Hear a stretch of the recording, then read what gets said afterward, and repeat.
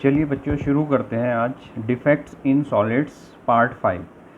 Part first, second, third, fourth आप अच्छे से समझ चुके होंगे, पढ़ चुके होंगे। उसके बाद आप पार्ट 5 के ऊपर आते हो। जब आप सारे पार्ट्स डिफेक्ट्स इन सॉलिड के कर लोगे, जब आप दोबारा से इसका रिवीजन करोगे तो आपको चीज़ें बहुत अच्छे से समझ में आनी शुरू हो जाएंगी। आज हम पार्ट 5 में पढ़ते हैं non stoichiometric defects. Non stoichiometric defects तो क्लास 12th के स्टूडेंट जो फर्स्ट टाइम ये टॉपिक पढ़ रहे हैं उनके लिए ज़रूरी है कि वो थ्योरी भी अपना लिखते चले, यानी नोट्स अपने बनाते चले। तो इसलिए उनके लिए स्पेशल मैं ये थोड़ा सा नोट्स भी लिख रहा हूँ, जिसके आप स्क्रीनशॉट लेके अपनी कॉपी में आप पूरा कर लोगे। तो नॉन स्टोइकियोमेट्रिक डिफेक्ट्स से पहले आपने स्टोइकियोमेट्रिक डिफेक्ट्स आपने पढ़ा हुआ है अच्छी तरह से, और आपको मैंने ये बताया था उसमें कि इन दोनों में डिफरेंस क्या है, stoichiometric defect and non stoichiometric defect. तो स्टोइकियोमेट्रिक डिफेक्ट में मैंने ये बताया था कि ये डिफेक्ट्स आपको स्टोइकियोमेट्रिक कंपाउंड्स में मिलते हैं, और एग्जांपल दिया था आपको जैसे NaCl का केस था। तो उसमें जो रेशियो होता है आइडियल क्रिस्टल का, जो रेशियो होता है और आफ्टर डिफेक्ट जो रेशियो आता है वो सेम रहता है, तो वो स्टोइकियोमेट्रिक कंपाउंड्स है। लेकिन जब आप नॉन स्टोइकियोमेट्रिक में पढ़ते हो तो उसमें कुछ कंडीशंस अलग हो जाती हैं।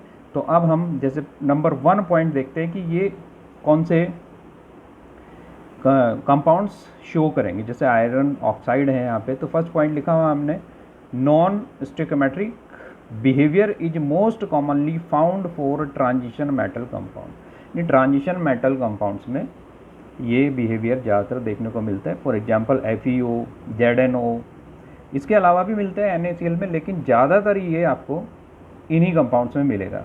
तो जैसे आयरन ऑक्साइड की हम बात करें तो आयरन सेकेंड ऑक्साइड यानी FeO, ये आइडियल फॉर्म में आपका कंपाउंड लिखा हुआ है अभी फॉर्मूला, लेकिन एक्चुअल में क्या है कि इसको बनाना या इसका मिलना बहुत मुश्किल होता है, यानी डिफ़िकल्ट टू ऑब्टेन।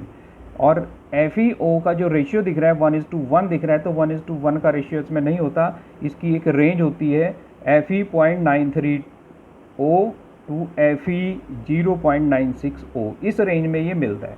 क्योंकि क्या होता है कि FeO का जो रेशियो 1:1 दिख रहा है और वो भी आयरन सेकेंड की बात कर रहे हैं, तो आयरन सेकेंड का मतलब Fe2 पॉजिटिव हो। तो Fe2 पॉजिटिव O की फॉर्म में ये पूरा नहीं मिलता कि ये आपको इसका रेशियो 1:1 का मिले। इसका रेशियो मिलता है इस रेंज में। आगे जब आपको इसी टॉपिक में इसके पार्ट्स कराऊंगा तो उसमें ये एग्जांपल पूरा आपको ड्रॉ करके भी दिखाऊंगा कि ये FeO कैसे इन फॉर्म में एग्जिस्ट करता है। इसके ऊपर एक न्यूमेरिकल भी आता है, बहुत अच्छा, NCERT में भी आपको दिया हुआ है 12th का, बहुत ही इंपॉर्टेंट न्यूमेरिकल है। दूसरा पॉइंट है the compounds in which the ratio of positive and negative ions present in the compound differs from that required by ideal chemical formula of the compound are called non-stoichiometric compounds। यानी non stoichiometric compound जो अभी मैंने आपको बताया कि जो इनका ideal crystal होता है, आइडियल में तो FeO होना चाहिए, लेकिन ये एक्चुअल में FeO नहीं मिलता, ये इस रेंज में मिलता है Fe.93O, या फिर रेंज होगी इसकी Fe.96O।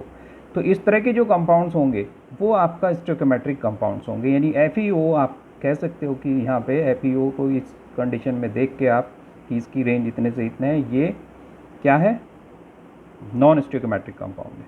The defect in these compounds are called non stoichiometric defects. इन कंपाउंड्स में जो आपको डिफेक्ट्स मिलेंगे उनको आप बोलोगे नॉन स्टोइकियोमेट्रिक डिफेक्ट्स। मतलब नॉन स्टोइकियोमेट्रिक डिफेक्ट के लिए आपका जो कंपाउंड होना चाहिए, कंपाउंड आपका होना चाहिए नॉन स्टोइकियोमेट्रिक। तो नॉन स्टोइकियोमेट्रिक कंपाउंड्स कौन ज़्यादातर शो करता है, ट्रांजिशन मेटल कंपाउंड शो करते हैं। और कैसे करते हैं वो मैंने बताया आपको, इसको मैं आगे ड्रॉ करके भी दिखाऊंगा और इन पॉइंट्स में ड्रॉ करके दिखाऊंगा। अगर हम types of non stoichiometric defects की बात करें तो फर्स्ट पॉइंट आएगा metal access defect, second point metal deficiency defect. Metal access defect, metal deficiency defect, जब इनको डिस्कस करेंगे तो आपको ये चीज़ और अच्छे से क्लियर हो जाएगी कि कैसे ये होगा। तो इसके लिए आपको इन दोनों पॉइंट के लिए आपको नेक्स्ट पार्ट नंबर 6 एंड 7 देखना पड़ेगा।